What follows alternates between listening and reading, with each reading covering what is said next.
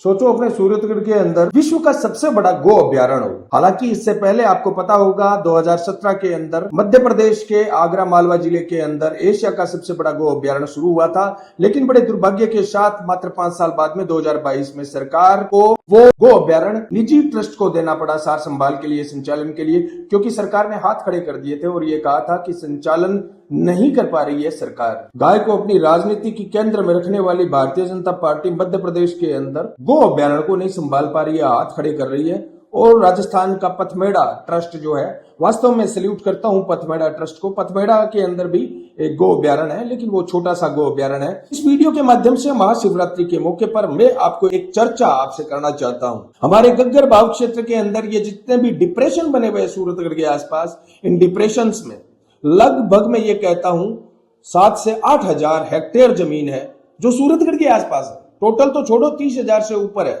लेकिन सूरतगढ़ के आसपास 7 से 8 हजार हेक्टेयर जमीन जो डिप्रेशन की है, जो सरकारी जमीन है, उस जमीन पर जो कब्जे हो रखे हैं, कब्जे तो कब्जे, वहां से मिनरल्स और खनिजों का अवैध खनन भी होता है। क्यों ना सरकार इस जमीन को गो अभ्यारण्य के तौर पर विकसित करे। मैं ये कहता हूं कि अगर ये सारी की सारी जमीन के अंदर गो अभ्यारण्य बनाया जाता है तो पूरे गंगानगर हनुमानगढ़ जिले के अंदर आवारा पशुओं की जो दिक्कत है वो समाप्त हो जाएगी।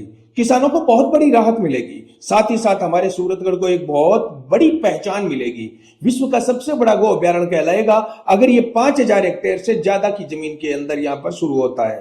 साथियों, गो अभ्यारण्य के लिए सबसे बड़ी जो डिमांड होती है वो जगह की होती है, और प्रकृति का ये तोहफा है हमारे लिए कि यहां पर सरकारी जमीन पड़ी है, उस जमीन का दुरुपयोग हो रहा है, उस जमीन के अंदर आपको पता है अवैध खनन हो रहे हैं, कब्जे होकर वहां पर फसलें हो रही है। अगर गो अभ्यारण्य बनता है तो कल को प्रकृति अपने मूड बदलती है और बाढ़ आती है गग्गर के अंदर, तो कोई दिक्कत नहीं होगी, क्योंकि गो अभ्यारण्य अगर होगा तो वहां पर किसी भी प्रकार का निर्माण कार्य नहीं होगा, वहां पर प्रकृति को नुकसान नहीं पहुंचाया जाएगा, वहां पर पेड़ विकसित होंगे, वहां पर वनस्पति विकसित होगी और अंततः गौ माता का आशीर्वाद मिलेगा। और यहां पर इतनी जमीन है कि मैं ये कहता हूं 1 लाख से ज्यादा गायें इस गो अभ्यारण्य के अंदर आराम से विचरण कर सकती है, चल सकती है।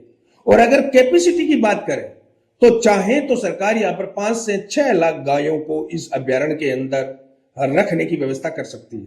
जिस प्रकार से पथमेड़ा ट्रस्ट को मध्य प्रदेश का एशिया का सबसे बड़ा गो अभ्यारण्य सौंपा है, सरकार अगर चाहती है कि नहीं जी ये काम सरकार से नहीं हो सकता, तो सरकार पथमेड़ा ट्रस्ट जैसे ट्रस्टों को आगे ला सकती है, उन्हें कह सकती है, उन्हें ये जिम्मेदारी दे सकती है। मुझे ये लगता है कि सूरतगढ़ के आसपास के लोगों को एक मुहिम चलानी चाहिए और हमारे क्षेत्र को एक पहचान दिलाने के लिए, उससे रोजगार भी उत्पन्न होगा, उससे आपको दुआएं भी मिलेगी, उससे हमारे क्षेत्र को पहचान भी मिलेगी और अंततः प्रकृति को यह सबसे बड़ा तोहफा होगा। जब हम महाशिवरात्रि मनाते हैं या जब हम किसी भी देवता का व्रत करते हैं, आराधना पूजा करते हैं, तो हमारी भी कोई जिम्मेदारी होती है कि हम प्रकृति को कुछ लौटाएं। और प्रकृति को जब लौटाने की बात आती है, मैं देखता हूं पेड़ों की अंधाधुंध कटाई, खेजड़ी का विनाश, वन्य जीवों का शिकार, ये सारी घटनाएं वो घटनाएं हैं जो हमारे सभ्य समाज में हमारी आंखों के सामने लगातार हो रही है। इन चीजों पर लगाम तभी लग सकता है जब प्रकृति संरक्षण के लिए हम कुछ खुद कदम उठाएं, हम चर्चा करें इस मुद्दे पर। इस गो अभ्यारण्य के लिए गो सेवक जितने भी हैं, राजस्थान के नहीं उत्तर भारत के जितने भी बड़े बड़े गो सेवक हैं, उनसे मैं संपर्क करूं। जितनी भी बड़ी गौशालाएं हैं उनसे मैं संपर्क करूं। गो सेवा को समर्पित जो ट्रस्ट चल रहे हैं पथमेड़ा जैसे, उनसे मैं संपर्क करूं, चर्चा करूं भी। इस प्रकार से सार्वजनिक जगह पड़ी है, अगर आपकी सरकार के उच्च पदों पर बैठे हुए लोगों से कोई बातचीत होती है या आपके संपर्क हैं, तो क्यों ना एक अच्छी पहल के तहत एशिया का ही नहीं विश्व का सबसे बड़ा गो अभ्यारण्य यहाँ पर बनाया जा सकता है और ये प्रकृति को सबसे बड़ा तोहफा होगा। उसके बाद में बात आती है सूरतगढ़ के आसपास के लोगों की जनमानस की राय क्या कहती है। तो आसपास के लोगों की जनमानस की राय को जानने के लिए ये वीडियो मैंने आपके साथ साझा किया है। आपको क्या लगता है, ये गग्गर बाव क्षेत्र के अंदर जितने भी कब्जे करके लोग बैठे हैं, खनिजों का अवैध दोहन हो रहा है, क्या इसको विश्व का सबसे बड़ा गो अभ्यारण्य बनाया जाना चाहिए? और अगर ऐसा होता है तो हमारे सूरतगढ़ और जिले को क्या पहचान मिल सकती है, आप कल्पना नहीं कर सकते। आपका सुझाव, आपके सुझाव, आपके विचार कमेंट बॉक्स में उतने ही जरूरी है जितना ये वीडियो जरूरी है। तो आप सब भाइयों से मैं जैसा कि हमेशा कहता हूं, प्रकृति ही परमात्मा है, प्रकृति की पूजा परमात्मा की पूजा है।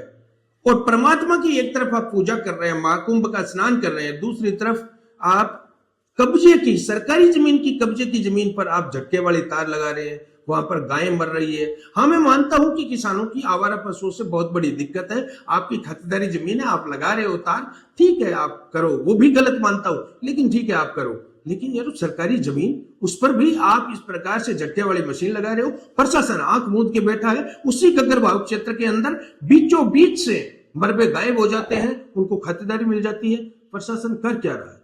और मैं ये कहता हूं 10 से 15 साल बाद में आप देख लेना, यहां पर 1 इंच जमीन आपको नहीं मिलेगी, सारी खातिरदारियां दे दी जाएगी।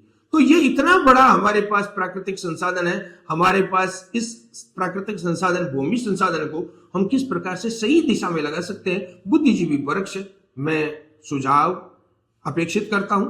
और उसके बाद में जितने भी गौ सेवक है उनसे संपर्क साधने की हमारी मुहिम है वो शुरू होगी। ये चर्चा है, चर्चा बाद में प्लान में बदलेगी, प्रस्ताव आएंगे, प्रस्ताव बाद में सरकार तक पहुंचाए जाएंगे और सरकार पर दबाव डाला जाएगा कि जब आप हिंदू धर्म, सनातन धर्म, हिंदुत्व की बात करते हो, जब आप गौ सेवा की बात करते हो, तो क्यों ना कुछ ऐसा कदम उठाया जाए कि पूरे विश्व में भारत की पहचान गौ सेवक के तौर पर या हिंदू राष्ट्र के तौर पर देखी जाए। रचनात्मक काम बहुत कम देखने को मिलते हैं और हो हल्ला और भाषणबाजी ज्यादा देखने को मिल रही है। मोदी सरकार से हम पूरी उम्मीद कर सकते हैं कि इस प्रकार के मुद्दों के लिए हम सरकार तक जाएं, सरकार से संपर्क करें, तो शायद हमें निराश नहीं होना पड़ेगा और ये काम हो सकता है। मेरे नौजवान साथियों, युवा साथियों से मैं कहना चाहूंगा, अगर ये गो अभ्यारण्य बनता है तो आपकी नजर में कौन कौन से अवसर यहां पर पैदा होंगे और हमारे सूरतगढ़ को, हमारे जिले को और अंततः हमारे राजस्थान को क्या पहचान मिल सकती है? कमेंट बॉक्स में जरूर बताएं। आपका भाई हरि बेनीवाल।